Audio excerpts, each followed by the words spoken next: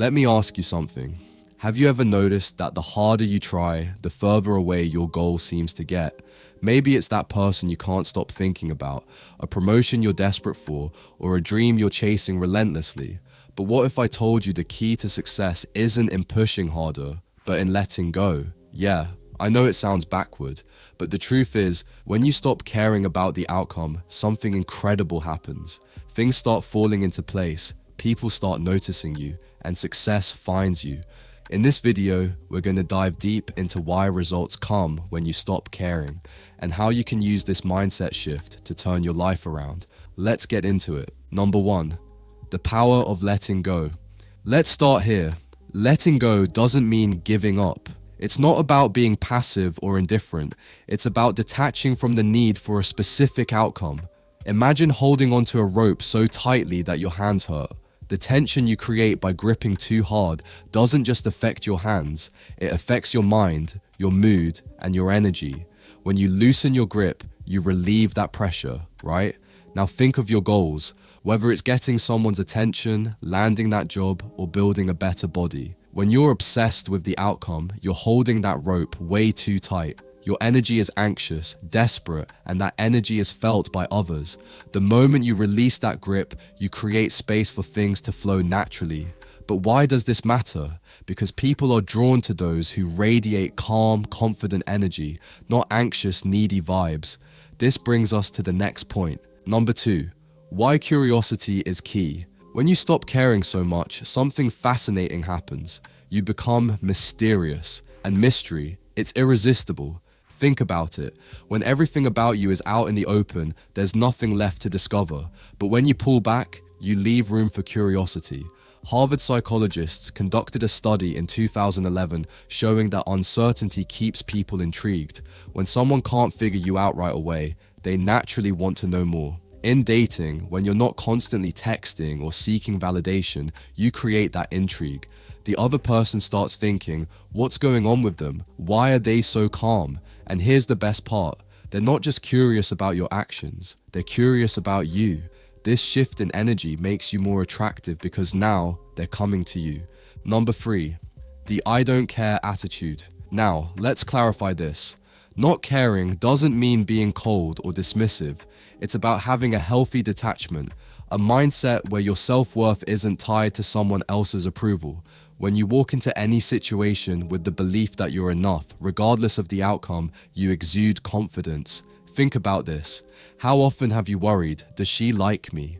Now flip that question. Ask yourself, do I even like her? This subtle shift puts you in control. You're no longer seeking approval. You're evaluating whether they meet your standards. That's powerful. Sophia Loren once said, "Nothing makes a woman more beautiful than the belief that she is beautiful." That same principle applies to men.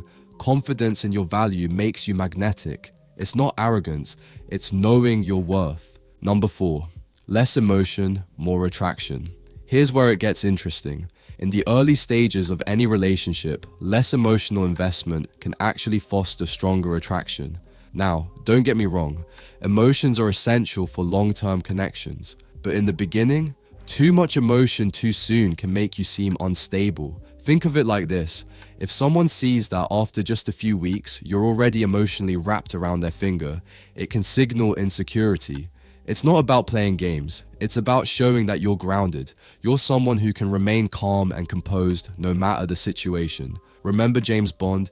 He's the epitome of calm confidence. He's not emotionless. He's in control. That's what makes him attractive. When you show restraint, it demonstrates that you're emotionally stable. And stability? It's incredibly attractive. 5, the thrill of the chase.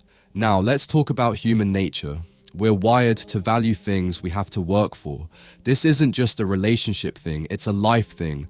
Think about rare items like diamonds. Why are they valuable? Because they're hard to get. The same principle applies to people. When you stop being overly available, you become rare. people start to notice your absence, your independence, your self-respect, and suddenly they want to be part of your world. This isn't about manipulation, it's about understanding human behavior. When you respect your time and energy, others will too. Scarcity creates value, and when you become less available, you naturally raise your value. Number 6, turning the focus back on you. Here's where everything changes. When you stop caring about what others think, you reclaim all that energy you were wasting on external validation. Instead of wondering, do they like me? You ask, do I like myself? This isn't just about confidence, it's about realigning your priorities. You start investing in yourself, your health, your passions, your career. Think about this. People who thrive don't just look good, they feel good. They radiate a glow that comes from within. And that glow, it's self-respect. It's the quiet confidence that says, I don't need anyone's approval to be happy. When you operate from this mindset, you naturally attract opportunities and people. Your energy becomes contagious, drawing others in, not because you're trying, but because you're simply being. Here's a bonus thought. When you focus on you, you also start setting boundaries. You stop saying yes to things that drain you and start saying yes to what fuels your growth. Suddenly, your time becomes valuable and people respect it. And guess what? You respect yourself more too. That's the ripple effect of turning inward. Number 7, when they come back, think twice. Here's something you need to watch out for. When you stop caring and start thriving, people notice, especially those who once ignored or took you for granted. They'll come back, drawn by your newfound energy, your success, and that glow of confidence. And while it might feel good to have them back in your orbit, you need to pause.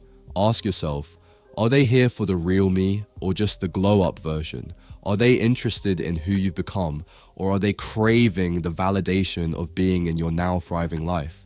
Think of this as protecting your castle. Not everyone deserves to walk back through the gates. Your energy is precious. Letting someone back in should be a decision based on mutual respect and growth, not because it feels good in the moment. You've worked too hard to let someone disrupt that peace. Remember what Steve Jobs said, your time is limited, so don't waste it living someone else's life. Your glow up isn't for show, it's for you. Be selective about who gets to share in that. Number 8, the freedom of letting go. So, why do results come when you stop caring? Because you've shifted from chasing to attracting. You've released that suffocating grip on the outcome and started living life on your terms. And when you do that, everything changes. People notice your confidence, not because you're shouting it from the rooftops, but because it's undeniable. Opportunities show up because your energy is focused on growth, not desperation. And the best part? You realize you were enough all along. This isn't just about getting what you want, it's about discovering the freedom of living without attachment. When you focus on becoming the best version of yourself, you stop chasing and start receiving. And that, my friend, is when life gets really interesting. So take a deep breath, let go of what you can't control, and watch the results come to you.